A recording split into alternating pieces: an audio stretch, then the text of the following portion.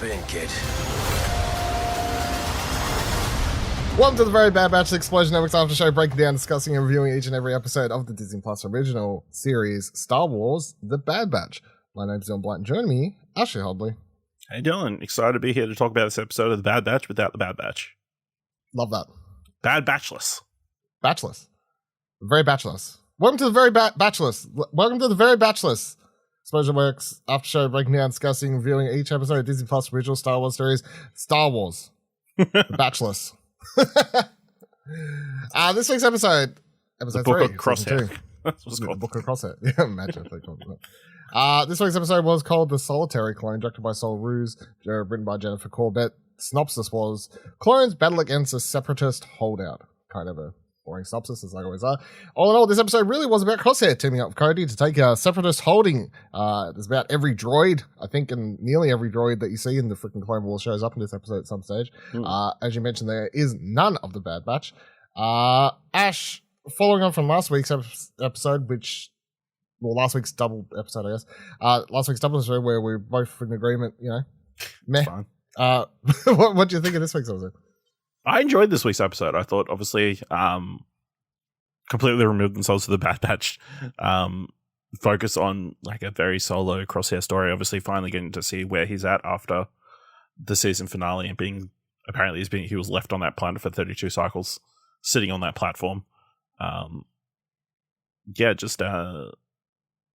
This interesting solo episode. Obviously, I assume as a fan of the Clone Wars, you got a pop from seeing Cody show up. Cody's also in the movies. Cody's like the main one that Obi-Wan always talks to. Oh, okay. That's who yeah. Yeah.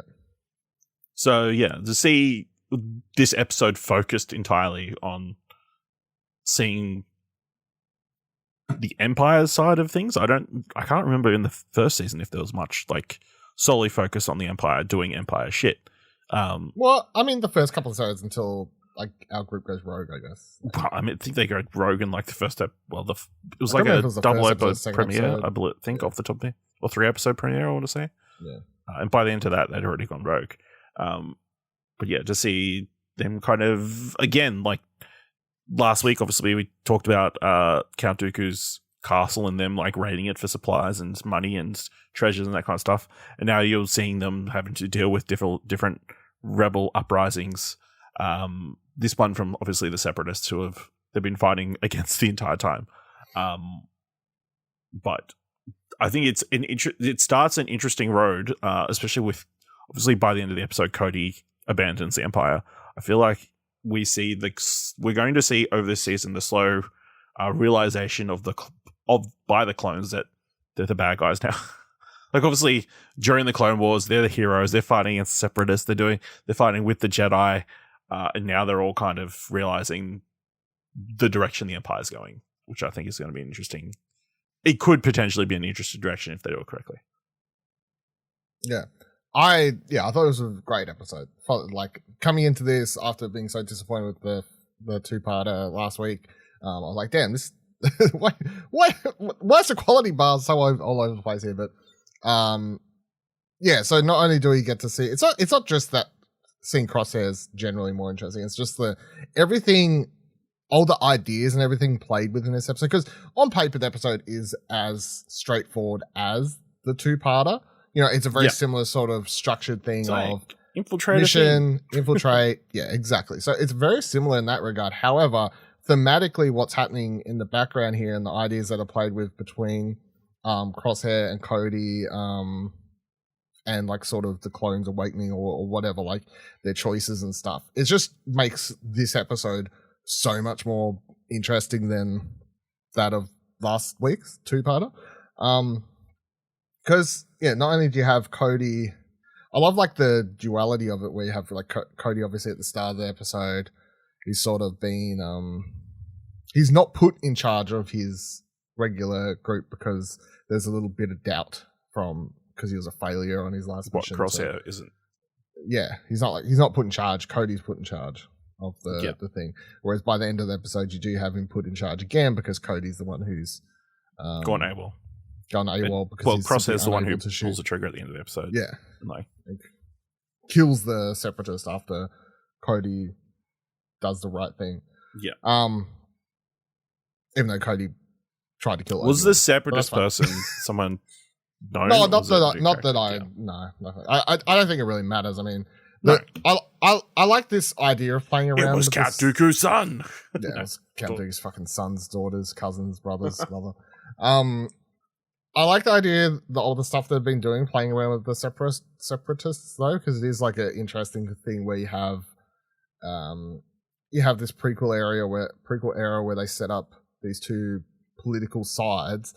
They have the separatists are the bad guys. They're waging this thing now. However, in their mind, of course, they're the good guys, and they're sort of waging for freedom in the galaxy against the Republic and all this sort of stuff. But little do they know, all these people that sort of brought into it, they were just a third party that was going to be thrown to the wind after the Emperor enacts his plan. So now all these people are sort of fucked. Like they fall to neither side. Like they are literally just abandoned, and they have no side anymore. So it's sort of interesting, and something that they don't really play around with much. So that is, I like that. I liked in general, I guess, other thing compared to like just talking about the action of the episode. I think I actually found it somewhat nostalgic, but also just more fun to watch an episode of Clones versus Droids, because it's been a while,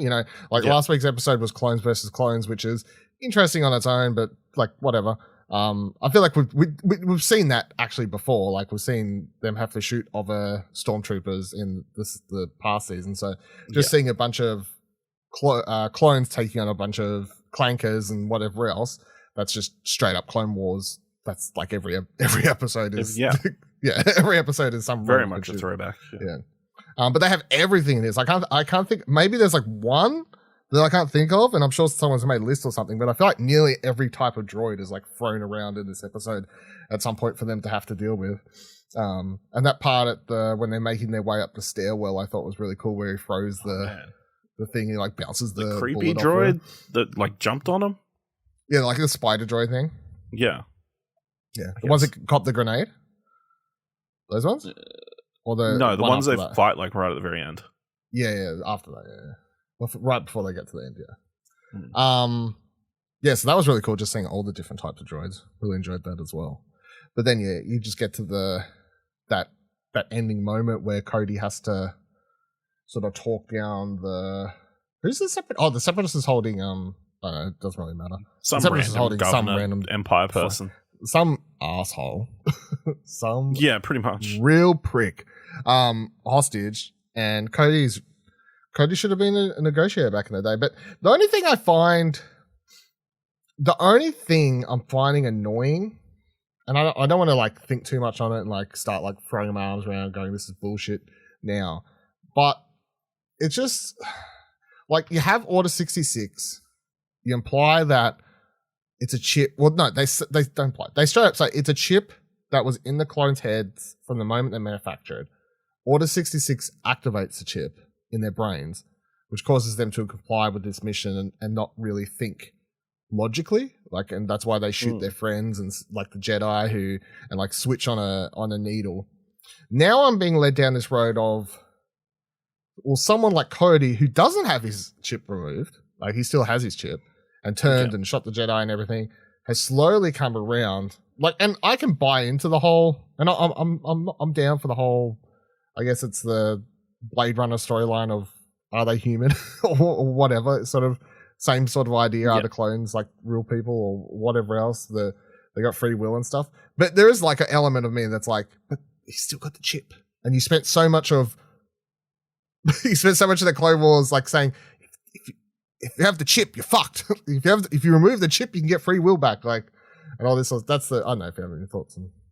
No, I think it's interesting because obviously we know Crosshair's removed his chip, yet he still believes, Yeah, but that's what makes him interesting, because it also then shows the other side, which is you don't just remove the chip and suddenly become a good guy. Removing the chip just gives you like free will, and you can still choose to join the bad guys. Yeah, I feel like there is an element of brainwashing involved with the chip, or like of Order 66, because you do get that moment of Cody like saying the line that Crosshair said pretty much every single episode last week. Good It was soldiers like, follow orders. good clones follow orders, yeah. Or maybe that's just been something that's been ingrained in them I think that's so an much. ingrained thing. Just a general saying. So I don't know, but I think it is interesting that like the clones slowly turning or deserting the Empire, because obviously the clones eventually, of course, they all die out. We assumed, but they could just be that they all like couldn't deal with the trauma of Order 66, and kind of all went their own separate ways. In the history books, they've said that like the reason they sort of rotate out the clones is because they stopped making them because it's too expensive. That's that's the thing. The Empire has to cut costs, then they get rid of the currently active ones because they find that the real troopers or whatever are better soldiers. To which I'm like, I've seen them shoot. Hey, I'm not. It's not. Like, the fuck? So, but yeah. They're better. They don't ask questions. That's what they really meant. Apparently, it is weird when you think about it to imply that they get rid of the clones and keep real people because they could brainwash real people to buy into the Empire's ideologies easier than a bunch of clones and get them to follow orders easier. I believe it. So that's I've seen in America in the last decade. Yeah, that's one interesting thing.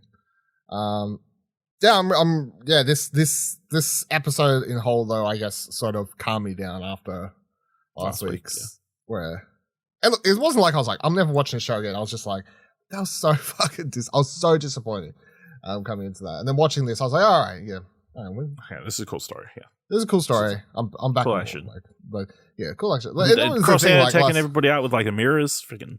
That's what I mean. The mirror shot with the one bullet thing. Like that's. Cody's like, how far do you want me to throw it? As far as you can. Possible. I'll make the shot no matter what, or whatever he says. Like, yeah, pretty much. Yeah, badass.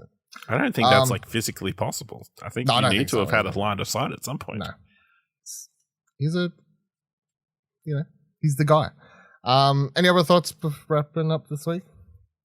No, I think again, interesting Rampart playing a big part, in control. Yeah, it'll be interesting to see if we see Cody show up again in the season, or whether there's some sort of clone rebellion. Yeah, no, because Cody's not one of the clones who shows up. Cody is not one of the clones. Cody is not seen in Rebels. Cody is, as far as I was aware, Cody dead. So I'm willing to play along with this thing, but yeah. All right, that'll do it for this week's episode. Thank you for joining us for another episode of The Very Bad Batch. Of course, subscribe to Holocron Entries for all of our great Star Wars content. Follow us on Twitters by heading to explosionnetwork.com/Twitter. Join our Discord, explosionnetwork.com/Discord. And if you've liked this episode and want to tell us, head on over to explosionnetwork.com/support to donate as little as $1. And until next week. Man, my life's so sweet, I feel like Cody. I wake up, rinse my mouth with fucking codeine. 30 bottles, the bill is on me. Been living fast, now I can't take it slowly.